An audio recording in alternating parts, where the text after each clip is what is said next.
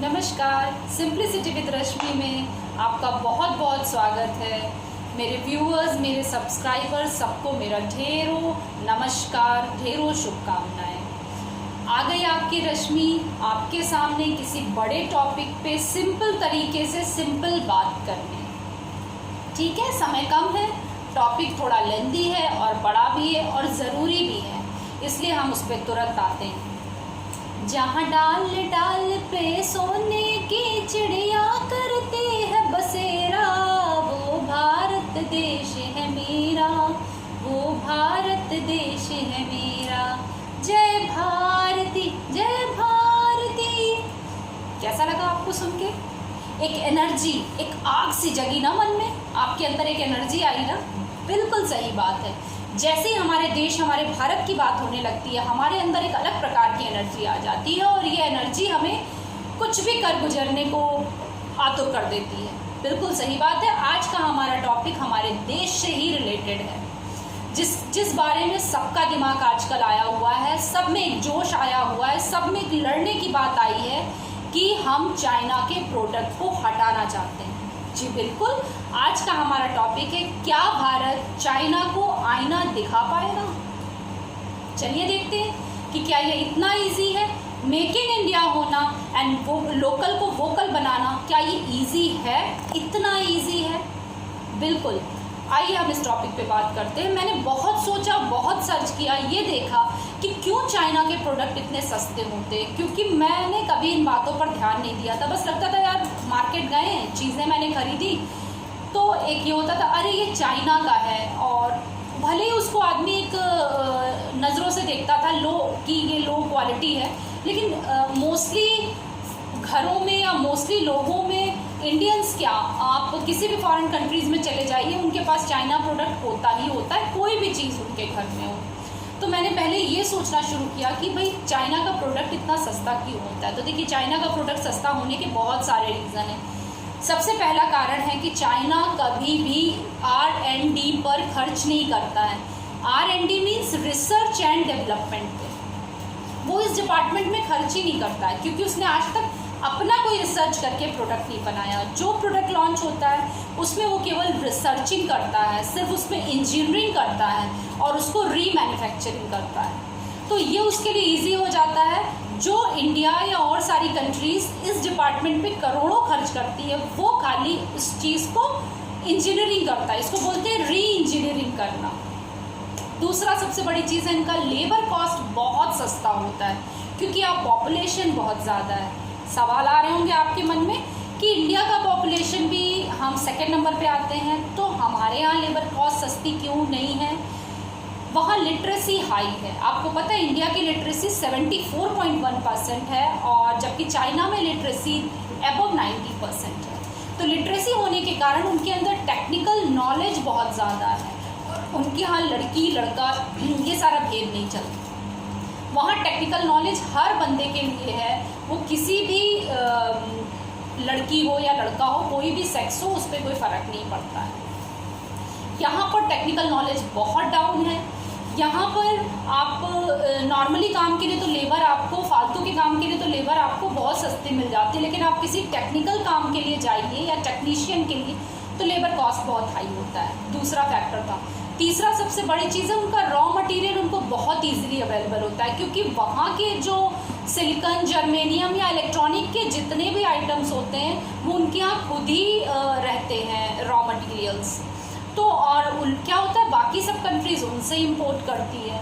तो ये चीज़ में उसके साथ ये प्लस पॉइंट है, जिसको कम्पीट कर पाना अपने आप में बहुत बड़ा टास्क है।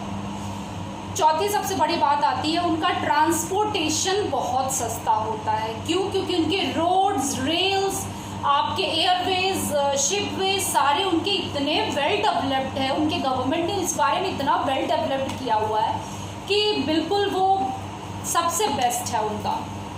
कम टाइम में ज़्यादा ट्रांसपोर्टेशन करने में उनको कोई प्रॉब्लम नहीं है। यहाँ तक कि वो वन टाइम में बहुत सारी कंट्रीज़ को कनेक्ट हो सकते हैं।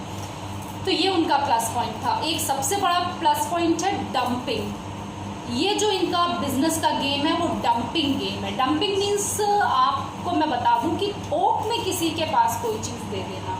अब ये क्या करते, इनकी स्ट्रैटेजी ये हुआ करती थी कि ये कभी मैन्युफैक्चरिंग जो होता है उससे भी कम कॉस्ट पे चीज़ों को उठा के कंट्रीज़ में डंप कर देते थे।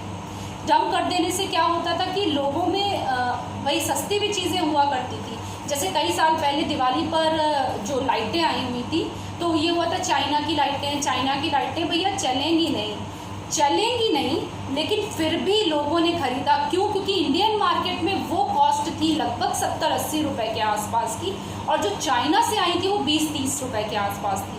तो एक नॉर्मल जो ह्यूमन मेंटालिटी होती है, आप मार्केट में जाके क्या करते हो, आप मार्केट में जाके जनरल एक ह्यूमन हैबिट है, नेगोशिएट करता है। And what is the negotiation क्या चीज़ है? नेगोशिएशन है आप उस पर झिकझिक करते हो उसके प्राइस को लेके। जब आप प्राइस को लेके झिकझिक करते हो तो आप सोचते हो कि वो सामने वाला आदमी प्राइस को कैसे नॉर्मल बना सकता है। अगर कोई चीज़ सस्ती आ रही तो सस्ती कैसे आ रही है? सस्ती आने के लिए ये सारे फैक्टर्स होते हैं जो हमने अभी आपको बताया। तो ये चीज़ें इंडिया के लिए हो पाना बहुत मुश्किल है।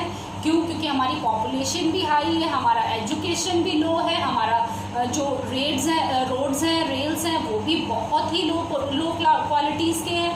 क्यों? क्योंकि हम पॉलिटिक्स से हटकर और चीज़ों पे ध्यान हमारी कंट्री के लोग नहीं दे पाते हैं। ये कह पाना बहुत बड़ी बात है कि आप लोकल को वोकल बनाइए। ये उन लोगों के लिए बहुत अच्छा है जो नया व्यापार कर रहे हैं या उनका रिलेशन कहीं ना कहीं चाइना प्रोडक्ट से नहीं है। लेकिन एक नॉर्मल बात ये है कि इस तरीके के काम में फिर से इंडिया में व्यापारी जाएगा। क्यों? क्योंकि व्यापारियों के पास जब आप किसी के भी शॉप पे जाते हैं तो आप उसमें ग्रेडिंग्स देखते हैं। आप ऑनलाइन शॉपिंग में क्या करते हैं? आप खुद मुझे बताइए, आप ऑनलाइन शॉपिंग में क्या करते हैं? आप ऑनलाइन शॉपिंग करते हैं, उसके बाद एक दूसरे को बताते हैं, अरे यार उसने मुझे इस चीज़ का प्रोडक्ट दिया, उसने मुझे इस चीज़ का प्रोडक्ट सस्ता दिया। तो यही डिस्कशन होता है ना। क्वालिटी बाद में लेते हो, पहले आप सस्ते की बात करते हो। आपको पता है चाइना ने एप्पल का भी डुप्लीकेट किया, अमेज़ॉन का भी किया है, फेसबुक का भी किया है। तो चाइना टेक्निकली चीज़ में ऊपर है। मैं नहीं कहती कि मुझे उनकी चीज़ें लेनी चाहिए या उनके भक्त बन के रहना चाहिए, लेकिन ये प्रोसेस बहुत पुराना है। शुरू में जब माल आया, आपको पता है मैं थोड़ा सा वेल्डिंग के एरिया को जानती हूँ तो मैं ये आपको बता सकती हूँ कि लगभग 2006-07 में एक वेल्डिंग मशीन का कॉस्ट 1 लाख के ऊपर हुआ करता था, और 1 लाख और मिनिमम 70,000 से 1 लाख के बीच में हुआ करता था। और वो अच्छी क्वालिटेबल होती थी और कंपनीज में बहुत मुश्किलों से लगवाते थे लोग। आज आप गेस भी नहीं कर सकते कि आज वेल्डिंग मशीन का रियल कॉस्ट क्या चल रहा है, चाइना की वेल्डिंग मशीन का। आप गेस करिए, 4,000 रुपीज़। कहाँ से आया ये 4,000 रुपीज़ की मशीन? आज हर गली में 10 वेल्डिंग वाले बैठते हैं। कैसे पॉसिबल है? इसलिए पॉसिबल है कि हर अगला आदमी अनएजुकेटेड है, हर अगले आदमी को नॉलेज कम है, उसको यही करना है, बिजनेस करना है, सस्ते सामान लाने हैं, बेचने हैं। आज हर गली में 4 वेल्डिंग वाले होते हैं और मशीनें रख के वो वेल्डिंग कर रहे होते हैं। वो मशीनें सस्ती कहाँ से लाते हैं? क्या आप नॉर्मली कोई 1 लाख की मशीन किसी की औकात होती थी? नहीं, बड़ी बड़ी फैक्ट्रीज लगाया करती थी। तो ये प्रोडक्ट आया कहाँ से? हम तो नहीं गए लाने, गवर्नमेंट ने लाया, उसको कुछ रहा होगा प्रॉफिट, आज प्रॉफिट नहीं है। तो मैं किसी के चक्कर में नहीं पड़ना चाहती, ना गवर्नमेंट के ना किसी के। मैं आपको बताना चाहती हूँ कि अगर गवर्नमेंट को ये करना है तो गवर्नमेंट को सख्त कदम उठाने पड़ेंगे। गवर्नमेंट को सबसे पहले एक अल्टरनेटिव ढूंढना पड़ेगा। क्यों? क्योंकि अगर ये सबसे ज़्यादा हमारी फील्ड अगर सफ़र करेगी तो मेडिसिन में करेगी, क्योंकि मेडिसिनल जितनी ऑर्गेनिक सब्सटेंसेस है वो सारा ज़्यादातर इम्पोर्ट होता है आपका चाइना से। और चाइना एक्सपोर्ट हमसे क्या करता है? जनरली जूट एंड कॉटन, वो कोई फ़र्क नहीं पड़ता, वो हमसे चिड़ में अगर लेना बंद कर देगा तो भी हमारा लॉस है। तो एक छोटी सी बात आपने सुनी होगी ना, अगर हमारा हाथ पत्थर के नीचे दबा हुआ हो तो उसे धीरे से निकालते हैं। वो कंडीशन है आज इंडिया की। तो हम अभी चारों तरफ से परेशान हैं। इन चीज़ों को तूल मत चढ़ाइए। मेक इन इंडिया हमें करना है, लेकिन धीरे धीरे करना है। ऐसा ना हो कि मेक इन इंडिया के रूप में खुद गवर्नमेंट या कोई हमारा ही हैरेसमेंट करे। क्यों? क्योंकि इन सारी चीज़ों में एक बिजनेस वाला सफ़र करता है। आज का टॉपिक बहुत लंबा था, बहुत सारी बातें हैं, बहुत सारे डिस्कशंस हैं, और मैं अपने इंडिया को बहुत प्यार करती हूँ, मैं अपने देश को बहुत प्यार करती हूँ, लेकिन मैं अपने देशवासियों को भी बहुत प्यार करती हूँ। मुझे ये छोटी छोटी बातें थी जो खटक रही थी। आपको पता है दिल्ली की कितनी रोडों पर, बड़े बड़े शहरों की कितनी रोडों पे जो छोटे छोटे शॉप लगाकर बैठे होते हैं, छोटे छोटे सामान इलेक्ट्रॉनिक्स के बेच रहे होते हैं। अगर आप चाइना को एक बार में बंद कर देंगे तो वो बेचारे कहाँ जाएंगे? गांव में भी जाएंगे तो क्या करेंगे? अगर वो रेडी लगाएंगे तो किस चीज़ की लगाएंगे, क्या बेचेंगे? एक बहुत बड़ा लॉट है जो सफ़र करेगा। आप करिए, आप मेक इन इंडिया करिए, आप लोकल को वोकल करिए, लेकिन समझदारी से करिए। हम देशवासी मिलकर इस चीज़ का हल निकालेंगे, लेकिन कोई एजुकेटेड बंदा इस चीज़ का हल निकाले और धीरे धीरे निकालेगा, क्योंकि ये गंदगी सालों की है, इसको हटाने में सालों लगेंगे। आज एक दिन में अगर हम किसी से लड़कर अपने रास्ते को ख़राब कर लेंगे तो ये हर चीज़ के लिए गलत है। कितनी मार्केट्स हैं, कितनी शॉप्स हैं जो खाली चाइना की वजह से चल रही हैं। मुझे चाइना से प्यार नहीं है, मुझे इंडिया से प्यार है, लेकिन हमारे इंडियंस को बचाने के लिए हमें इन टॉपिक से हट के उनकी स्ट्रेंथ को बढ़ाना पड़ेगा, क्योंकि उतने सस्ते प्रोडक्ट लाना पॉसिबल नहीं है। लेकिन हाँ, हमें एक दृढ़ संकल्प रहते हुए इन प्रोडक्ट से बचने की ज़रूरत है, हर एक आदमी को।